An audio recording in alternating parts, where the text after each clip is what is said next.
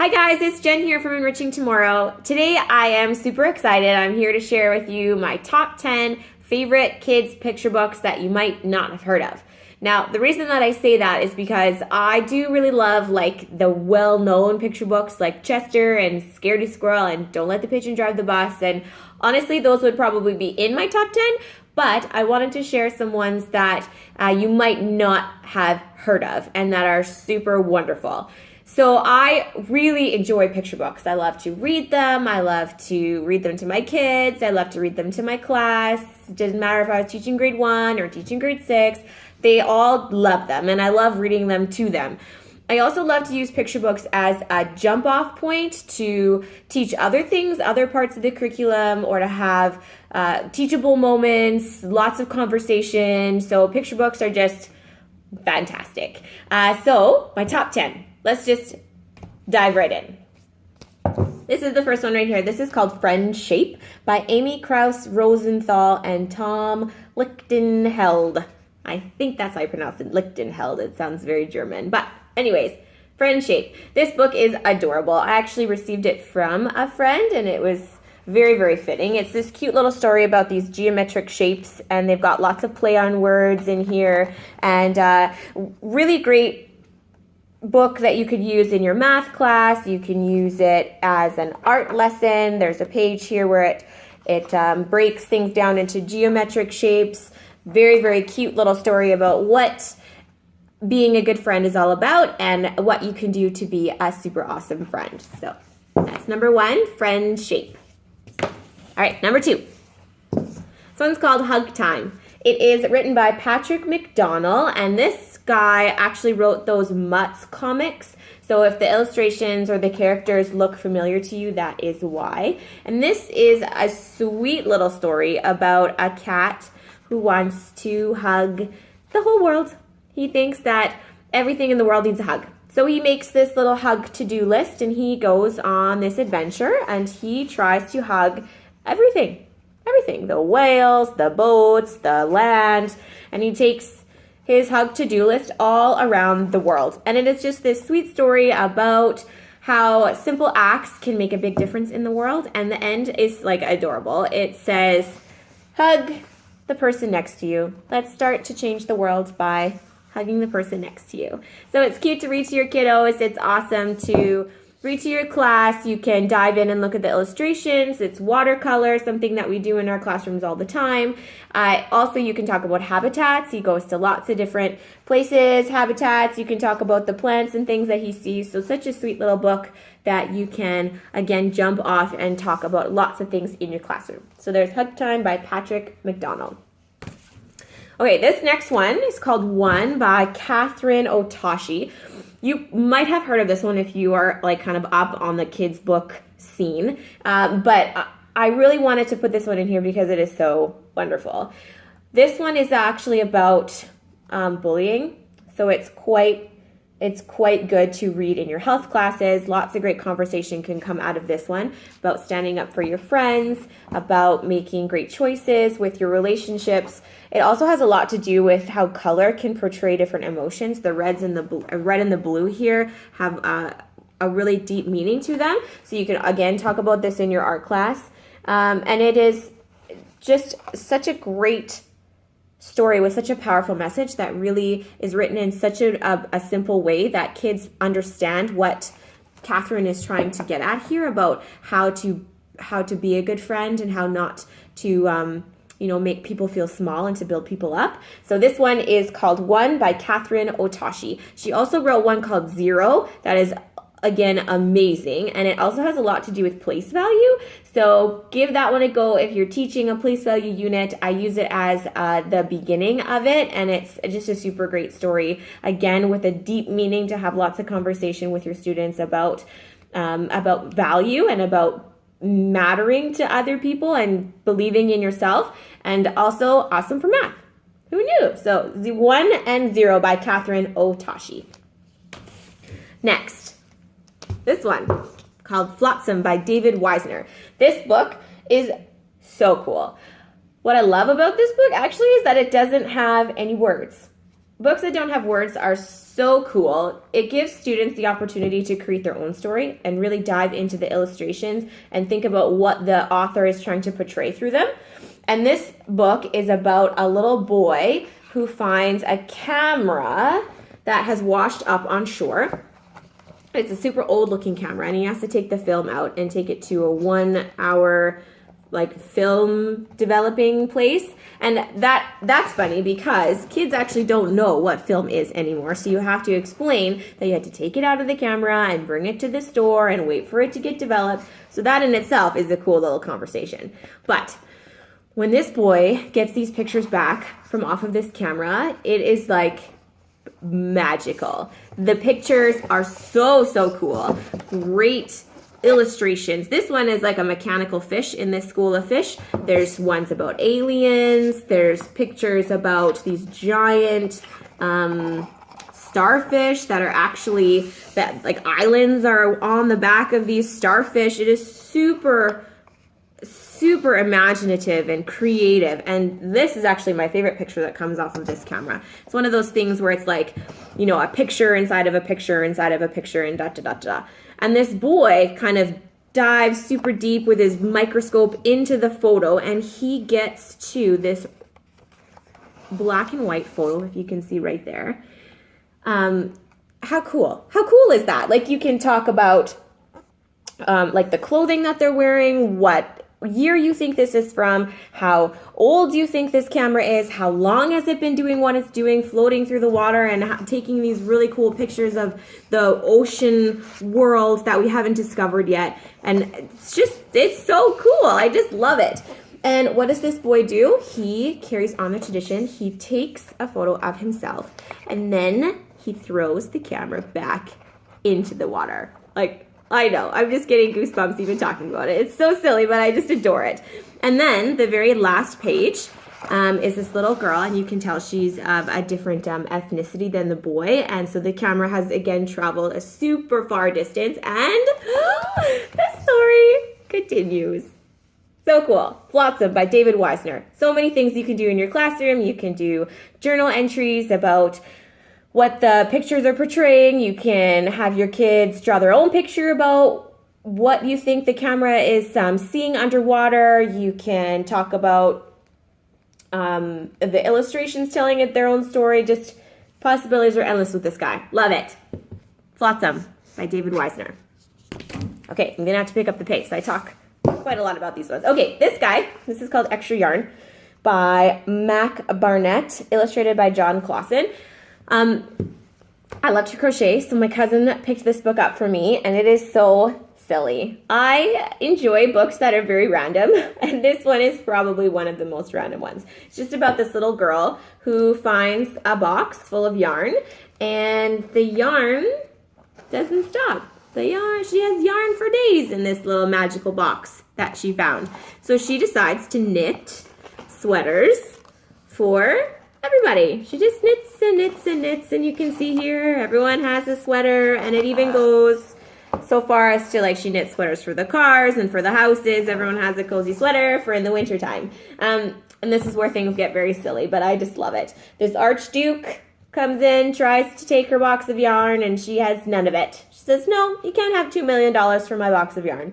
And the Archduke really wants this box, so he steals it from her, and then it just carries on, and how she gets her little box of yarn back, and she carries on and knits and knits and knits for days, probably years. And that's it. It's so cute. I just love it. Extra Yarn by Mac Barnett. Okay.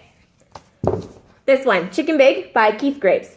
Hilarious. So great. I laugh out loud pretty much every time that I read this book. If you see the little button in my Teachers Pay Teachers store or on my blog, some pictures of me reading a story to my son, this is the one that it is. He loves this story too. It's about this chicken. It's actually kind of like a spoof on Chicken Little. But it's about this big, humongous chick, and he's way bigger than the other chicks. So they think, well, you couldn't possibly be a chicken. You don't look anything like us. You must be something else. So throughout this book, they figure out, or they think that he might be an elephant or a sweater, a squirrel, an umbrella, and it's it's a cute little story about identity. And even because you might be a bit different, doesn't mean that you're not super awesome. You can talk about that with your kids in a really funny, just a lighthearted story. Super great. And of course, at the end, they figure out that yes, indeed, he is a chicken, and he's invited back into the coop. So great story about belonging, figuring out who you are. Chicken Bake, Keith Graves. All right, next one. Picture a Tree by Barbara Reed. Anything this woman touches is like gold. She's fantastic. All of her illustrations she does by herself, and they are all made out of plasticine. And the detail in this book is unbelievable. Like, take a look at this. How amazing is that? It must have taken her like weeks to do one of these pictures. But this book is obviously about trees, but it's about how trees can be so much. They can take different forms. They can look like different things. They can, they're just so beautiful if you take a moment to observe them and just see the potential in every tree that you pass by.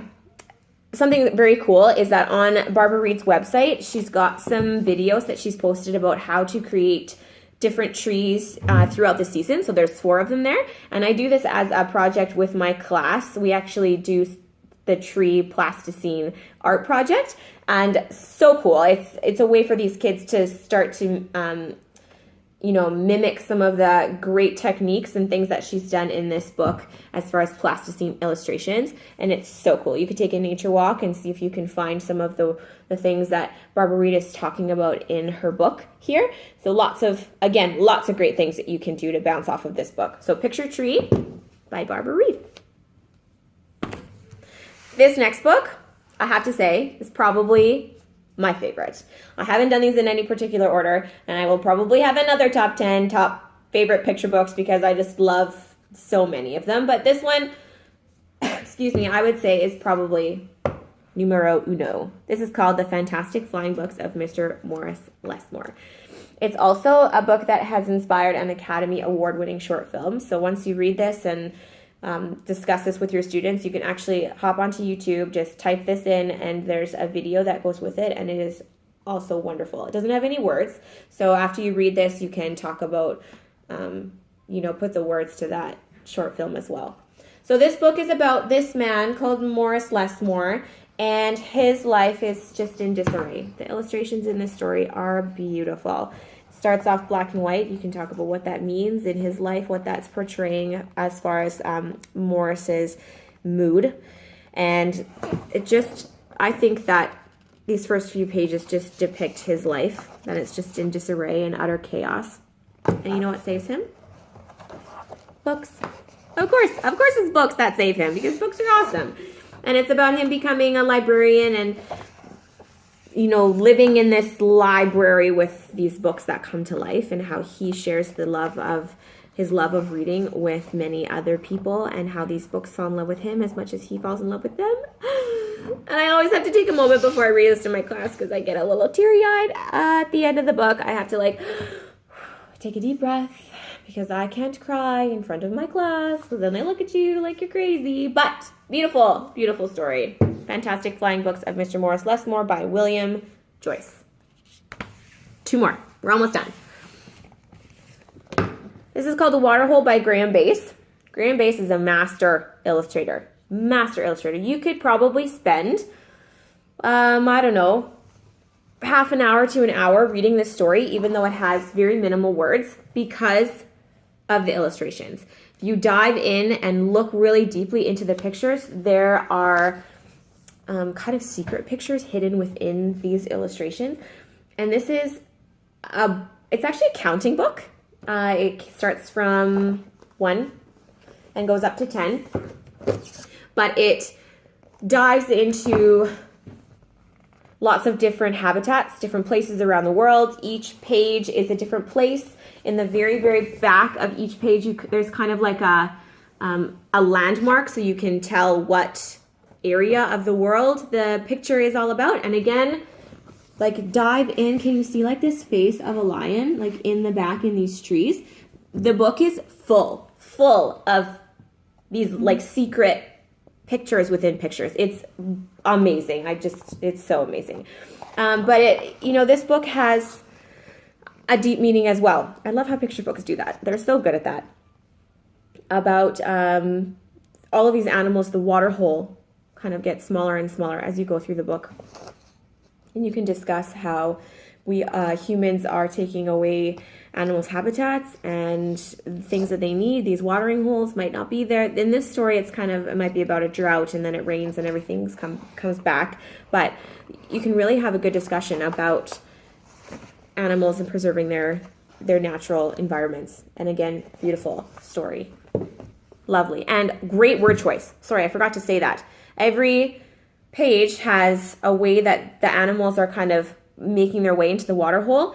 They have words like 6 catfish floundering in the water hole, 5 moose wallowing in the water hole. I do a whole project about where the kids get to pick their own animals and use a descriptive word to portray how that animal is making their way into the water hole, and it works out super great. Great word choice project. So The Water Hole by Graeme Base. And last but not least is this one, Interrupting Chicken by David Ezra Stein. Again, this one is a goofy story. It's so cute. It has this chicken and his papa, and he needs to go to bed. And the papa is reading him a bedtime story. And every time he starts to read just a classic fairy tale, the little boy, I think it's a boy chicken, he interrupts. He interrupts the story every single time because he knows what's going to happen at the end, and he doesn't want Hansel and Gretel to get eaten by the Wicked Witch. He doesn't want Chicken Little to freak out because the acorn's falling. He says, just a sec, it's just an acorn, relax. And it's, you can talk about how it's a problem that this little boy is interrupting his papa's stories. You can talk about classroom management. You can discuss all the fairy tales that are in it. It's just a sweet story. Lots of good laughs. Beautiful pictures, funny little story. Interrupting Chicken by David Ezra Stein. Okay, so I said I was done, but I have 2 kind of like honorable mentions here. One, I just picked up when I was grabbing one of these books from Chapters. Chapters is totally my happy place, and I rarely leave with only one book, so I left with 2 this time, and this is called The Darkest Dark by Chris Hadfield. And it just came out, and oh my goodness, it is beautiful. Beautiful book about chasing your dreams, about how it's actually the story of Chris Hadfield. So it's beautiful. I don't want to talk too much about it, but again, check this one out. The Darkest Dark by Chris Hadfield. And one last one. If you are a grade 6 teacher in Alberta and you teach social studies, then you need to teach Iroquois Confederacy. And if you're like me, you might find that a slight challenge.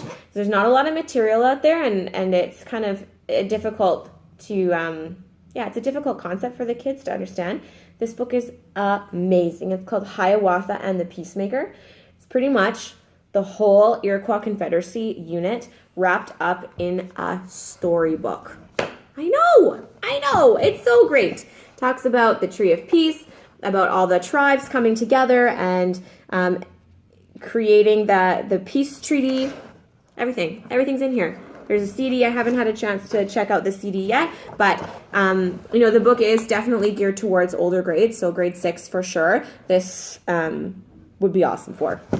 So, Hiawatha and the Peacemaker by Robbie Robertson and written by David Shannon, and he's the guy who wrote the No David books. So again, if the illustrations look familiar, that's where he's from.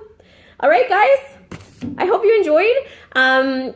For my teacher friends that are checking this video out, I will have some classroom or ways to use these books in your classroom. So if you check out, I think this is the way that works, check out down below on my YouTube video. I will have a link to my blog and a link to my Teachers Pay Teachers store. They will be up. If they're not up now, they will be up in a couple of days. So check it out. I hope you enjoyed it. I hope you check out some of these books, read them to your class, read them to your kids, and enjoy them as much as I do. And yeah, thanks for checking me out and stopping by and all that stuff. And I will talk to you guys all soon. See ya.